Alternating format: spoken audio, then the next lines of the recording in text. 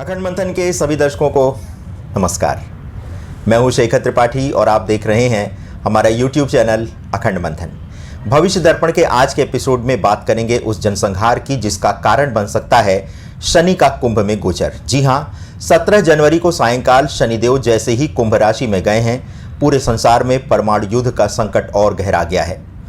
17 जनवरी के ठीक 2 दिन बाद रूसी राष्ट्रपति व्लादिमीर पुतिन के सबसे करीबी और रूस के पूर्व राष्ट्रपति दिमित्री मेदवेदेव ने यूक्रेन को धमकाते हुए कहा है कि यदि रूस यूक्रेन युद्ध में हमारी हार होती है तो उसकी कीमत परमाणु बम से चुकाई जाएगी। मेदवेदेव रूसी सुरक्षा परिषद के उपाध्यक्ष हैं। उनकी धमकी का रूसी राष्ट्रपति के कार्यालय क्रेमलिन ने भी समर्थन किया है। मेदवेदेव ने वर्तमान में पुतिन के नेतृत्व वाले रूसी सुरक्षा परिषद के वो उपाध्यक्ष भी हैं। उन्होंने नाटो देशों के नेताओं को चेतावनी देते हुए कहा है कि यदि उन्होंने यूक्रेन को हथियार भेजना बंद नहीं किया तो तबाही मच सकती है। उन्होंने टेलीग्राम के माध्यम से कहा है कि यदि पारंपरिक युद्ध में रूस हारता है तो परमाणु युद्ध आरंभ हो सकता है। रूस ने नाटो देशों के नेताओं से भी कहा है कि यदि उनमें जरा सी भी बुद्धि है तो वे यूक्रेन को हथियार भेजना बंद करें, वरना पूरी तरह से खात्मे के लिए तैयार हो जाएं। जैसा कि आप सभी जानते हैं कि अमेरिका एवं नाटो देशों की मदद से ही यूक्रेन इतना लंबा युद्ध लड़ पा रहा है। इधर रूस को युद्ध में पराजित करने हेतु नाटो देशों के प्रमुख राजनेता जर्मनी में रामस्टीन एयरबेस पर मिलने वाले हैं। इस बीच दावा किया गया है कि पुतिन को यह अंदेशा है कि अभी उन्हें बड़ी मात्रा में रूसी सैनिकों की बलि चढ़ानी होगी। इसीलिए उन्होंने चीन से 21 मोबाइल शमशान तक मंगाया है ताकि सैनिकों की वास्तविक संख्या को छिपाया जा सके। रूस विरोधी टेलीग्राम चैनल जनरल SVR का दावा है कि मात्र 3 माह में ही रूसी सेना के 1 लाख सैनिक शहीद हो चुके हैं। ऐसा माना जा रहा है जैसे शनि के प्रभाव कुंभ में बढ़ते जाएंगे, परमाणु युद्ध की आशंका उतनी ही तीव्र होती जाएगी।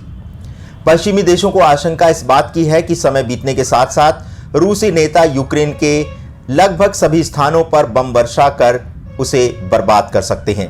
इधर अमेरिका ने यूक्रेन को पैट्रियट मिसाइल एवं ब्रिटेन ने चैलेंजर 2 टैंक देने की एक योजना प्रस्तुत की है, जिसके दम पर यूक्रेनी सेना रूसी सेना के सामने ताल ठोकने वाली है। उधर स्वीडन सरकार ने यूक्रेनी सेना को 21 करोड़ डॉलर की सैन्य सहायता देने के साथ साथ युद्ध वाहन और ऑर्चर आर्टिलरी की सप्लाई भी करने जा रहा है। स्वीडन ने हाल में ही नाटो देशों की सदस्यता प्राप्त करने हेतु आवेदन किया है। साथ ही साथ लगभग 50 देशों के नेताओं ने यूक्रेन को बड़े पैमाने पर हथियार देने का वादा भी किया है। इधर रूस के प्रमुख रूढ़िवादी चर्च ने कहा है कि अगर पश्चिम ने रूस को बर्बाद करने की कोशिश की तो दुनिया खत्म हो जाएगी। इधर रूस ने एक ऐसा हथियार बनाया है जो असीमित रेंज के साथ ही साथ कई वर्षों तक लगातार चलाया जा सकता है। ये एक प्रकार का टारपीडो है जो परमाणु ऊर्जा से चलता है। माना जा रहा है कि जब ये विस्फोट करेगा तो इसमें मौजूद परमाणु हथियार से 100 मीट्रिक टन की शक्ति का विस्फोट होगा, जो किसी भी शहर को समाप्त कर देने के लिए काफी होगा। इस हथियार को पोसाइडन नाम दिया गया है। वास्तव में ये एक रोबोटिक सबमरीन है जो स्वयं दुश्मन के ठिकानों को खोजकर उसे तबाह कर सकती है। इसकी रेंज 10,000 किलोमीटर से भी अधिक है। इसे दुश्मन का राडार सिस्टम भी नहीं पकड़ पाएगा। इसमें ऐसी तकनीक लगाई गई है जिससे शत्रु को लगेगा कि कोई सिविलियन जहाज आ रहा है, इसी धोखे में वो मारा जाएगा। इस हथियार की विशेषता यह है कि आरंभ में ये काफी धीमी गति से चलेगा, किंतु जैसे ही वह अपने लक्ष्य के निकट पहुंचेगा, अचानक से अपनी गति की तीव्रता बढ़ा देगा। यही कारण है कि शत्रु भी उसकी रणनीति को भांप नहीं पाएगा। वास्तव में ये एक प्रकार का समुद्री ड्रोन है जिसे यदि दाग दिया गया तो शत्रु के बंदरगाह एवं जहाजों के फ्लीट पल भर में मिट्टी में मिल जाएंगे। इसे चलाने के लिए समुद्री पनडुब्बी का सहारा लिया जाएगा और ये समुद्र की गहराई में लगभग 3240 फीट गहराई तक जा सकती है। इसकी गाइडेंस सिस्टम आर्टिफिशियल इंटेलिजेंस और सैटेलाइट कंट्रोल से इसे चलाया जाता है।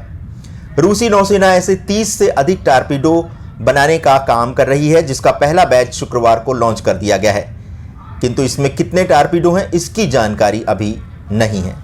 तो दर्शकों, ये है पूरे संसार पर जो परमाणु युद्ध का संकट मंडरा रहा है। एक बार हम पुनः आपको सावधान करते हैं। हमारा उद्देश्य आपको डराने का नहीं है, किंतु जब जब शनि कुंभ राशि में पधारे हैं तब तब अप्रत्याशित घटनाएं हुई हैं। आप अपना और अपने परिवार का, अपने देश का और समाज का विशेष ध्यान रखिएगा। फिजूल खर्ची मत करिएगा और अनाज को तो बिल्कुल ही बर्बाद मत करिएगा, क्योंकि युद्ध के समय में जो सबसे अधिक कमी होगी वो अनाज की होगी, क्योंकि अनाज की सप्लाई फिर सैनिकों को की जाएगी, जिसके कारण देश में अनाज का जो संकट है वो खड़ा हो सकता है। तो आज के इस विशेष एपिसोड में बस इतना ही। बने रहें हमारे साथ और देखते रहें अखंड मंथन। यदि आपको हमारे चैनल का कंटेंट अच्छा लगता है तो इसे लाइक, शेयर और सब्सक्राइब करना भी मत भूलिएगा। धन्यवाद अपना बहुमूल्य समय हमें प्रदान करने के लिए। बने रहिए नई से नई जानकारी और समय से पूर्व जानकारी के लिए हमारे साथ। नमस्कार।